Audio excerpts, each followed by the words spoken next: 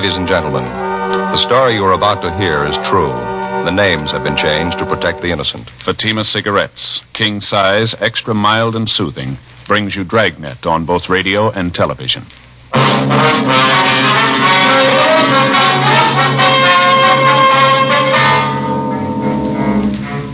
You're a detective sergeant.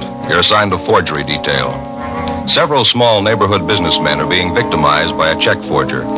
His method of operation is an old one, but the merchants continue to be swindled. Your job, get him. Friends, the name Fatima has always stood for quality. Fatimas are distinctive, with a truly different flavor and aroma. And in king-size Fatima, you get an extra mild and soothing smoke, plus the added protection of Fatima quality. Remember, in Fatima, the difference is quality. Because of its quality, its extra mildness, its better flavor and aroma, Fatima continues to grow in favor among king-size cigarette smokers everywhere. Switch to Fatima yourself today. Ask your dealer for Fatima in the bright, sunny yellow pack. King-size Fatima. The difference is quality.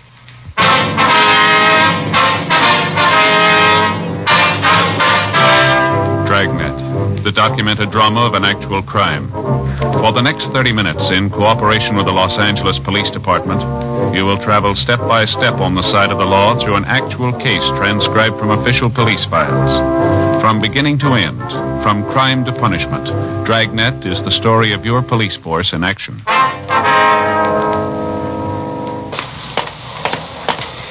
It was Tuesday, July 22nd. It was hot in Los Angeles. We were working the day watch out of forgery detail. My partner's Frank Smith. The boss is Thad Brown, chief of detectives. My name's Friday. I was on the way into work, and it was 7:50 a.m. when I got to room 29. Forgery detail. Morning, Joe. Frank, how's it going? Well, what'd I tell you? What do you mean? Well, what'd I say just last night when we signed out? I don't know. What did you say? Well, you remember. Well, look, Frank, it's been a hot night. Looks like today's going to be hotter. No guessing games, huh? Well, that's just it. It was hot, just like I told you last night. Well, all right, you convinced me. I don't get it, but it's okay. Joe, I told you yesterday. Must have said it 5 or 6 times at least. Earthquake weather. That was the last thing I said to you before we went home. Earthquake weather. Yeah, I know. Well, I guess you'll believe me now, huh? This is what they call earthquake weather. Well, look, we're not going to go through all that again, are we? Well, Joe, you felt it, didn't you? Well, sure I felt it. Everybody did. That hasn't put any more foundation under that old wives' tale of yours. You ought to believe it now if you never did before. I tell you, Joe, in this kind of hot, muggy weather, you get earthquakes. All right, you win. What about last July? We didn't have any then, did we? Well, not every year, no, but that doesn't change it. All earthquakes hit in this kind of weather, Joe. Oh, yeah, sure they do. Now, you tell them that up at Berkeley, you're going to change the whole seismograph theory, Frank.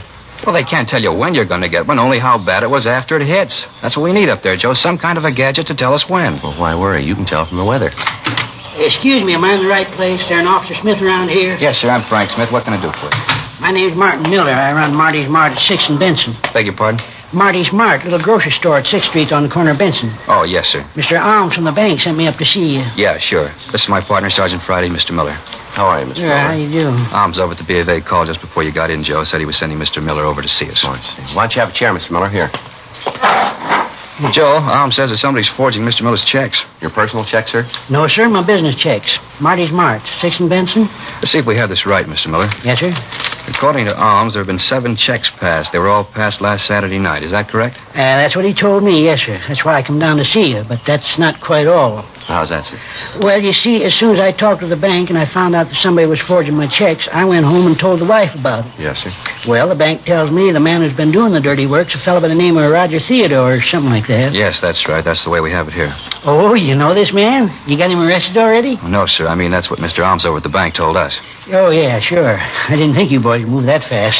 That'd be pretty fast work there. Now, you say there were 7 checks of yours that this Theodore's forged, is that right? No, sir, that's all the bank knows about. The wife and I did a little detective work on our own. Is that right? You bet we did. Em and me went through our checkbook, and guess what? Yes, sir. You say 7, me and Emma say 14. Well, how do you mean, sir? 14, that's how it come for you. Well, how do you mean 14? Well, the bank's only found 7 of them, but he actually stole 14 of our business checks. You say you found that out after looking at your checkbook? Yes, sir. Got the figures right here in my vest pocket. Let's see here. Numbers 7,020 to 7,033 inclusive. That makes 14 checks missing all told. Well, how do you think the theft occurred, sir? You stole them right out of the back part of the checkbook. Didn't think nobody'd find that out. No, sir. What we mean is, How did the thief gain access to your checks? Do you leave them out in the open where people could get at them? Well, they're in a plain black-covered book. Emma always makes out the checks most of the time. When she's through, she generally leaves them down underneath the counter in with the size 12 paper bags. That way we always know where to find it. You know, a place for everything so on. Mm-hmm. About when do you think the theft occurred, would you know? Well, it'll be kind of hard to tell as to the exact time. Well, when did you say you and your wife first noticed they were missing? This morning, right after we talked to the bank man. That's when I got the idea to go through the checkbook. Wife didn't think so much of the idea, but she found out I was right. Well, would you have any idea at all as to who might have taken the checks? Anyone suspicious loitering around your store or anything like that? No, I don't believe so. Em and I know most of the people around our neighborhood. But I wouldn't think any of those folks would do a thing like this. Well, how about some transients? Somebody who might have come in the store that you never saw before? No, nobody I can recall. Do you live in the back of the store, Mr. Miller? Yeah, how'd you guess that? Say, you fellas are real good. I was just wondering, sir, would it be possible somebody could have broken in during the night? No, sir, not a chance. No, we could have told that. Well, how about when you and your wife have lunch? Is it possible that you might leave the store unattended for short periods while both of you are in the back, maybe? Say, that's right. You ever run a store? No, sir. Hey, George, that just could have happened, all right. Me and Emma lots of times duck in the back and sit down and grab a bite of lunch or a little cut of Tillamook cheese on a cracker, you know. Yes, sir. Hey, George, I'll bet that's what it could have happened, all right. Do you figure the checks were taken in the last month, or about when, would you say? Well, let's see. Must have been sometime during the last couple of weeks, if memory serves. That's about when we received our new checkbooks. Last couple of weeks. That must be it. I see. Well, we want you to give the stenographer a full report of this, sir. Here, Frank, I got the approval slip all made out. Now, if you'll be kind enough to take this slip down to room 23, the stenographer will take your reports. Oh, thank you very much. We appreciate you coming in, Mr. Miller. We'll keep you informed of the developments of the case. Here's our card. If you hear anything, appreciate you giving us a call. Well, fine. Thank you very much. Yes, sir. You say you'll keep me informed as what happens on this thing? Yes, sir, that's right. Say, maybe you better talk to Emma when you call the store. That's my wife. Well, yes, sir. Won't you be there? Oh, I'll be there, all right, but she'd like to have you call her. Well, how's that, sir? Well, it's about them other missing checks. Yes, sir. I told you it was my idea. Yeah. It wasn't. It was hers.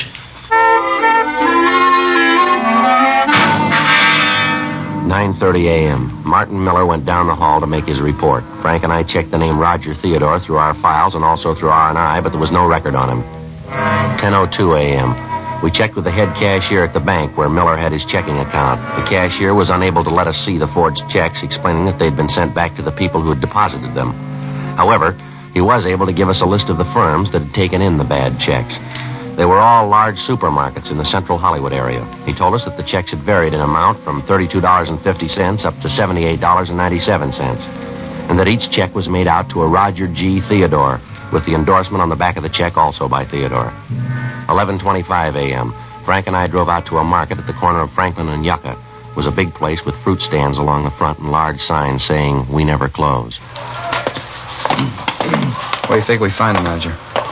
Probably in the back there. These places, most of them work on one of the check stands, don't they? Hey, Joe. Yeah. Look at those Concord grapes. You ever seen so big? Sweet, too, I bet. Yeah.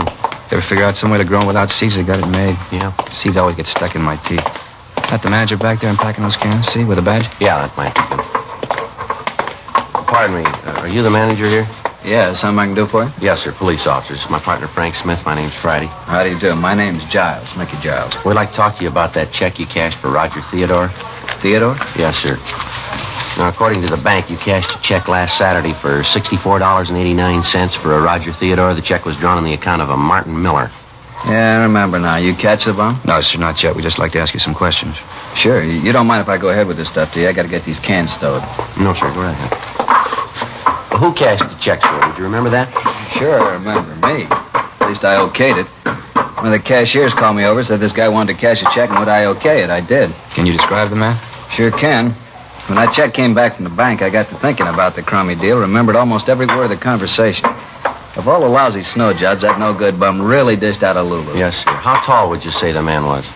Maybe 5'10", 11, about 160 pounds. Said he worked for this grocery store, this Marty's... Marty's Mart. Yeah, that's it. Said he worked down there. We talked about the grocery business. He told me how he wanted to start a place of his own. Tired of working for somebody else. Lousy trick. Can you give us a further description of him, sir? Well, he was dark. Real dark, black, wavy hair. His eyes were almost solid black. Nice-looking kid. How old would you say he was, sir? 30, 31. Hard to tell. He was the kind of a guy who don't show his age too much. Do you remember what time he came into the store? Yeah, it was right after I announced the sale of day-old bread on the PA. That'd make it about 8:30 or 8:40. I always try to make it then so we won't be stuck with a lot of bread the next day. You know, get it off the shelves.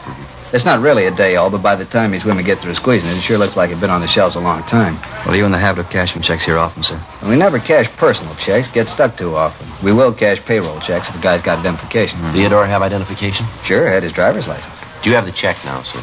Yeah, it's in the back. You want to see it? Yes, sir. Like to if we can. Sure thing. Hold on a minute. I'll get it for you. All right. Driver's license might lead to something, huh? Yeah, doesn't figure it uses his real name, though. Here it is. You see right here in the corner the driver's license number, W414626. What was that again? W414626. No, 26. Right, thank you. May I see that, sir? Yeah, here. Thank you. There's an endorsement on the back. Like I said, I hope you catch a crummy bum, and dirtiest trick ever played. Yes. Comes in here, buys a pound of weenies, 52 cents on special, and a kosher dill. Grand total, 61 cents. Lousy deal. Yes, sir. I wonder if we could take this check with us. We'd like to have our handwriting man get a look at it. Sure, anything to catch that no good bum. Spend 61 cents and cons me into cashing his check for $64.89. It's not the weenies or the pickle that gripe me. No, sir. It's the thought of that guy spending $63 of my money someplace else. Frank and I called the office and asked them to check with DMV for a make on the number of the driver's license that we'd found written on the check. 11:55 a.m., we began to canvass the other 6 stores where Theodore had passed bad checks. In each instance, the descriptions we were able to obtain varied little. All of the managers of the stores had described him as a dark man in his early 30s. In checking with the managers further, we found that all of the checks had been passed within a period of an hour and a half. From the addresses of the stores, we could almost trace the exact route the forger had taken in making his rounds. The victims all gave us the same story, that Theodore had made a small purchase, talked about the grocery business, and used his driver's license as identification to cash the check. 2:14 p.m., we checked back into the office. The teletype had come through from DMV up in Sacramento giving the particulars on the driver's license. The license was made out to a Roger George Theodore, 1082 Whitley Street, Hollywood. The description on the license, however, did not tally with the one that we'd gotten from the victims of the forgeries. We asked DMV to send a photostat of Theodore's license to us for handwriting comparison with the forged checks that we'd been able to collect. The stats office made a run for us on Theodore's M.O. The names that they gave us were checked out but led us nowhere. 4:47 p.m., Frank and I drove out to the address listed on Theodore's driver's license. It was a large brick apartment building with a white marble entrance. We didn't find the suspect's name in the mailboxes, so we rang the bell to the manager's apartment. Yes. Mrs. Rice? That's right. Something I can do for you? Police officers, ma'am. We'd like to ask you a few questions. Police officers? What's going on? Is something wrong? No, Mrs. Rice, just some routine questions about one of your tenants. Oh. Well, in that case, come in. Thank you very much. If you're police officers, I suppose you have some sort of identification. Yes, ma'am, we do. Here's my ID card. My name's Joe Friday. This is my partner, Frank Smith. I do. I'm Violet Wright. Oh, but then you know that. Can't be too careful these days. Oh, what's it you wanted to know about? I know almost all of my tenants here. They all know me, too. Call them by their first names, and they call me Violet. I don't like formality. I never could stand it. Oh, speaking of stand, move that sewing onto the floor and sit down, young man. Oh, yes, ma'am. Thank you very much. Well, this is about Roger Theodore, Mrs. Rice. Roger? Oh, yes. Well, what is it you want to know about him? Him and his wife and me used to be great friends. Roger was a cartoonist, you know, worked for one of the studios in the valley. The pictures he used to draw, just beautiful. I have some of them if you'd like to see them. No, ma'am, not right now. We'd just like to know if Mr. Theodore lives here. No, his wife moved out about 6 months ago. I'd have to get the rent receipts to be sure, but I think it was about 6 months ago. Moved down to the beach. Took it pretty hard, you know. Ma'am? Took it pretty hard. Mrs. Theodore was so sudden. What's that, Mrs. Rice? When Roger died 6 months ago.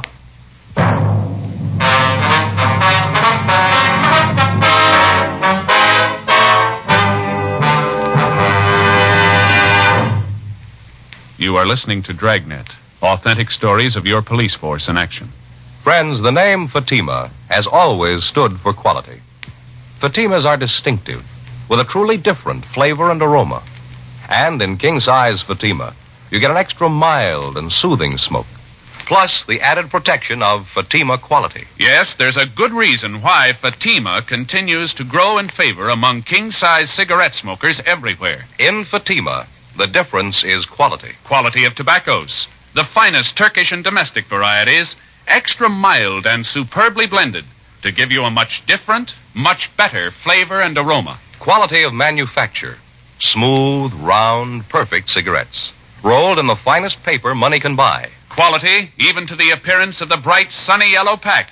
Carefully wrapped and sealed to bring you Fatima's rich, fresh, extra mild flavor. So next time, insist on Fatima quality. Look for the bright, sunny yellow pack. Smoke Fatima, the extra mild and soothing king-size cigarette, with the added protection of Fatima quality.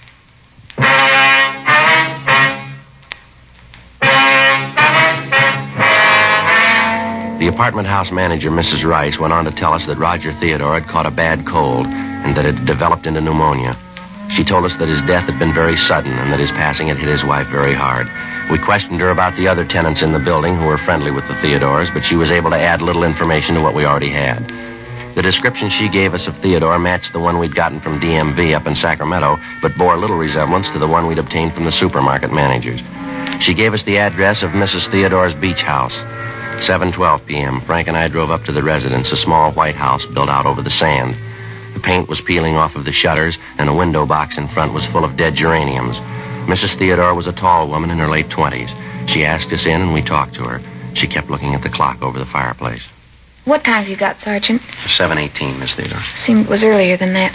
Now, what was it you were asking about Roger? We were wondering if you could tell us how his driver's license could have been used as identification by someone else, ma'am. No, I haven't the slightest idea. Do you have his private papers, Mrs. Theodore? Yes, most of them. They're in a strong box at the bank in town. Would his driver's license be among those papers, perhaps? I don't remember. I think so, but I can't be sure. It seems to me that I put them in the box. Just a minute. All right, fine. Just happened to think it might be in here. I put some of his things in here. Papers I didn't think were too important. Yes, ma'am. Here's his draft card, club membership card, some of his personal business cards. See, he drew a caricature of himself. He was very clever about things like that. Yes, ma'am. Seems to me that I've seen his license someplace. No, it's not here. Well, where did Mr. Theodore keep the license, ma'am? He used to keep it out in the glove compartment of the car. Of course, I knew I'd seen it just a few days ago. It's in the glove compartment. That's where it is. I wonder if we might see it, ma'am. Surely. What time have you got, Sergeant? At 7:20? Thank you. Certainly turning cold all of a sudden. Yes, ma'am. Fog's coming in. We usually have it this time of year. Days have been so nice. Warm. That's funny. What's that, ma'am? I was sure it was here. Saw it just the other day. Now it's gone. Some of the other things, too. Gone, ma'am? Yes, the driver's license and his Social Security card. They were both in a little celluloid folder. Kept them together in here. That's funny. Was it possible that you might have taken them out of the car? No, I have no reason to. I hardly ever use the glove compartment. No, I'm sure they were here. Well, maybe you picked something else up and the license came with it? Well, maybe. Look through my purses. I might have picked them up. Okay, fine. It's going to warm up a little. I'll build a fire tonight. I understand where that license might have gone. Have to ask Lloyd. Lloyd? Yes, I met him a few weeks ago on the beach. He came down to swim. We got to be very good friends. Kind of half expecting him to call tonight, but he would have called before this if he's going to. I'll get my purse. Fine, thank you. I'm sure, though, it was in the glove compartment the last time I saw it. Lloyd might have seen it when he borrowed the car. He borrowed your car? Yeah, last week. He said he was having his overhauled. I wasn't using mine, so I told him to take it. It's very nice. Are you sure your watch is right, Sergeant? Yes, ma'am. What day was it Lloyd took your car? Last Friday or Saturday, one or the other. Nope, it's not here. I just don't know where it could have gone. What does this Lloyd look like, Mrs. Theodore? Lloyd, he's a nice-looking boy. Dark hair, dark eyes. Nice-looking boy. About how old is he, ma'am? Well, I never asked. I'd guess 30, 31. Lloyd. Well, what's his last name, ma'am? Stratton. Lloyd Stratton. Why are you asking all these questions about him? Has he done something? Is that it? Well, we don't know, ma'am. Do you know where he lives? Someplace in Hollywood. I don't know the number. He hasn't got a phone. I called information once. They didn't have a listing. When was the last time you saw him, ma'am? Monday. He came down to take a swim, and we talked. You must be mistaken, officers. He couldn't do anything dishonest, I know. But the last time he was here, he was a little short of cash. I offered him $50 to tide him over. He didn't want to take it, but I insisted. I didn't have enough to do it. What's that, ma'am? He wanted me to cash his payroll check. We questioned Mrs. Theodore further, but she couldn't add anything to what she'd already told us. She was unable to give us the names of any of Stratton's friends, his relatives, or tell us where he might be employed. 7:46 p.m. Frank and I drove back to the office. We ran the name and description of Lloyd Stratton through R&I. They came up with several possible suspects. In the process of elimination, we were left with one name, Lloyd Stimpson, who had as one of many aliases the name Lloyd Stratton. His description tallied closely with the ones we'd gotten from the victims of the forgeries. His record showed him to be a two-time loser on parole from San Quentin at the present time. He'd been convicted both times for forgery. In checking the suspect's handwriting card, Don Meyer was able to tell us that the writing on the checks and the exemplars of the suspects were the same. We obtained mugshots of the suspect and drove out to check them with the victims. 9:22 p.m. We got to the market at the corner of Franklin and Yucca Streets, the manager's office. Mr. Giles? Yes? Oh, you're the officers who were here this morning. You caught the guy yet, the one who forged that check? No, sir, not yet. We'd like you to look at some pictures if you would. The guy? You got pictures of him? Figures if you had pictures of him, you'd catch him. Well, we think we know who he is, Mr. Giles, but we'd like you to check these pictures just to be sure. Fine, glad to help. Kind of get that bum. Yes, sir. Here are the pictures, Mr. Giles. Good. Hey, sit down here and get this stuff off my desk. All right, fine. Now, just look through some of them, sir, and see if the man is there, if you would. Yeah. Let me spread them out here. All right, playing solitaire. Look at that one. Mean-looking fellow, real criminal type. No, that's not him. No. Wait a minute. Yes, sir? This one. Right here. He's the guy. He's the one who cashed the check. You sure, Mr. Giles? I'm positive. That's him. All right, sir. Thank you very much. It's all right, officers. Glad to help. This fella, Theodore. Well, his real name's Stimpson, Lloyd Stimpson. Yeah, well, this Stimpson, he done this sort of thing before? Sir? Forged checks. Well, yes, sir. He's been convicted twice. How about that? Lousy thing. I wonder what he tells his friends when they ask. What's that? About his work. Probably tells them he writes for a living. We checked with the other victims of the forgeries. We were able to get 3 more identifications of the suspect. The rest of the people involved couldn't be reached at the time. We contacted the suspect's parole officer, and he gave us his last known address, and he said that he'd give us whatever assistance he could in apprehending Stimpson, alias Stratton. In checking the address furnished by the parole officer, we found that the suspect had moved a week before and left no forwarding address. A local and an all-points bulletin was gotten out on Stratton. There were still 7 checks to be accounted for, and none of these had been reported to us as having been forged and passed. In addition to the local and the APB, we got out a special circular giving the description of the suspect, his picture, and a sample of the forged checks. It was distributed to all supermarkets and check-cashing agencies in the area. We requested that if the suspect attempted to cash one of the checks, forgery detail be notified at once, and, if possible, that he be delayed until we could pick him up. Since none of the checks had been reported since the previous Saturday night, it looked like the suspect might be waiting until the coming weekend to get rid of the other checks he had in his possession. During the following 3 days, we ran down several leads on the suspect, but none of them panned out. Saturday, July 26, 8:40 p.m. I got back to the office after seeing the one remaining victim. That you, Joe? Yeah. I just checked that place out on Melrose. They make him? Yeah. Said Stratton was the guy that hung the paper on him last week. Well, that's it then. All 7 of them check out. Yeah. All the managers said they were positive. None of them had any doubt. Oh, it's hot out. Yeah, hot and muggy. Let's not go into that again, huh? Any word? No, Joe, everything's quiet. If we figured it right, Stratton should make a try tonight, huh? He figures he will, but I don't know, Joe. Yeah? Maybe he's figured the deal. Maybe he planned to hit them all one weekend and then leave town. Possible. But he got away with it once. Chances are he'll try it again. I'll get it. Forgery, Friday. Yes, sir? Where? Yes, sir. What was that address again? Mm-hmm. Yes, sir. We'll be right out. All right, let's hustle it. Mark it out on Primrose. Stratton? Yeah, he's there now. The call had come from a large supermarket in the Hollywood area. From what the clerk had said on the phone, Stratton had made several purchases and then tried to cash a payroll check drawn on Marty's Mart. The clerk had recognized him immediately and called us. When we walked into the market, one of the clerks motioned to us from a front counter. Over there, Joe. Yeah, there's no one at the stand.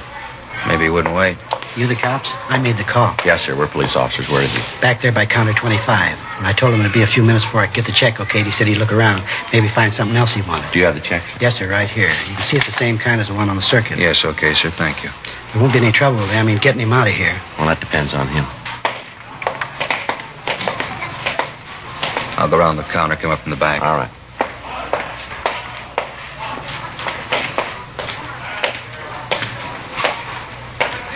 Mr. Theodore?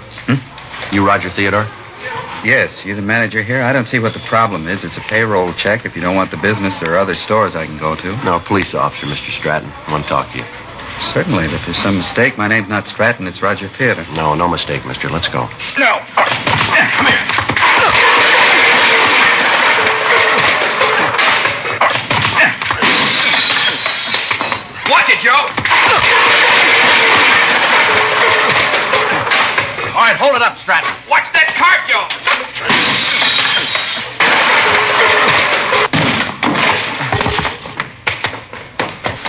outside.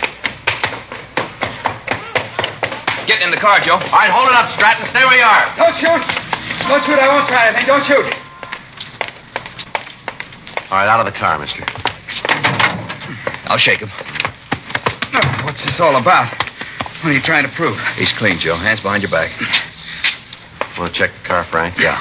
You won't find anything. There's nothing to find. A few groceries, that's all. Must be some kind of mistake. No, I don't think so, Stratton. Frank, what do you got?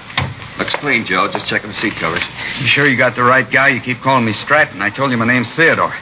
Look, get my driver's license out of my pocket. It'll tell you who I am. All right, let's come off it. We know who you are. We got your record and a dozen people to identify you. Joe? Yeah. Found these under the seat covers in the back. Checks from Marty's Mart. So what? No law against having a few blank checks, is there? Only when you try to cash them.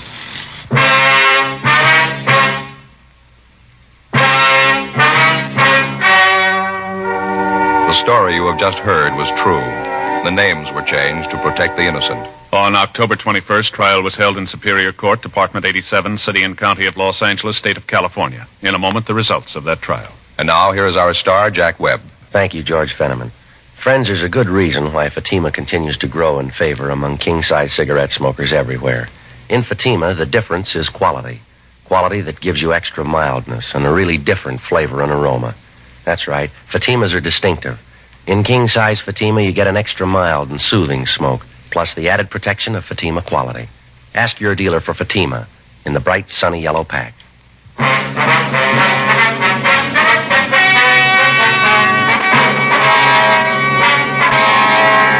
Lloyd Harold Stimson, alias Lloyd Stratton, was tried and convicted of 7 counts of forgery. He is now serving his term in the state penitentiary. Forgery is punishable by imprisonment for a period of not less than 1, nor more than 14 years. Ladies and gentlemen, lightning starts a few forest fires every year. But careless people cause many, many more. This shameful waste of one of our greatest natural resources weakens America. This holiday weekend, if you picnic or camp out, please be careful with fire. Be sure, be very sure your campfire is really out before you leave it. Remember, only you can prevent forest fires.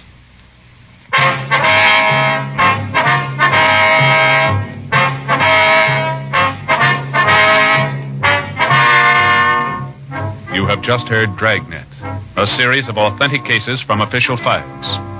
Technical advice comes from the Office of Chief of Police W.H. Parker, Los Angeles Police Department.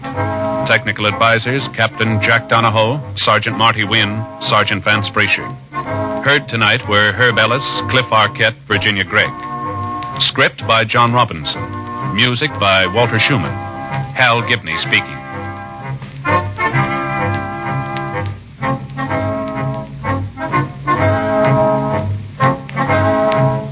King Size Fatima has brought you Dragnet, transcribed from Los Angeles.